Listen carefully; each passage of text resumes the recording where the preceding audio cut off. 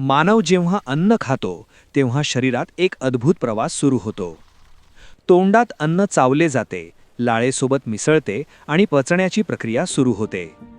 अचानक गिळण्याची क्रिया होते, अन्न घशाच्या दिशेने सरकते. घशातून अन्न अन्ननलिकेत प्रवेश करते. प्रवास आता अधिक खोल होत जातो. ही आहे एक स्नायूंची बोगदा, अन्ननलिका. स्नायू आकुंचन प्रसरण करून अन्न पुढे ढकलतात. आता अन्न अन्ननलिकेच्या शेवटी पोहोचते. पुढे पोट आहे. पोटात अन्न आम्ल आणि एन्झाईम सोबत मिसळते. हळूहळू विरघळते. दृश्य थोडे तीव्र होते. पायलोरिक स्फिंक्टर उघडतो. अन्न पुढील टप्प्यासाठी बाहेर पडते. अन्न लहान आतड्याच्या पहिल्या भागात प्रवेश करते, डिओडेनममध्ये. जेजुनममधून जाताना पोषक घटक वेगळे होऊ लागतात. शरीर सज्ज होते.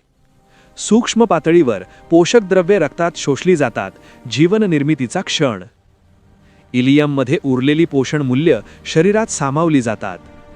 आता उरलेला अवशेष मोठ्या आतड्यात प्रवेश करतो. प्रवास मंदावतो. कोलनमध्ये पाणी आणि क्षार पुन्हा शोषले जातात. संतुलन साधले जाते. शेवटी अपशिष्ट पदार्थ शरीराबाहेर टाकले जातात. प्रवास पूर्ण होतो. पोषणा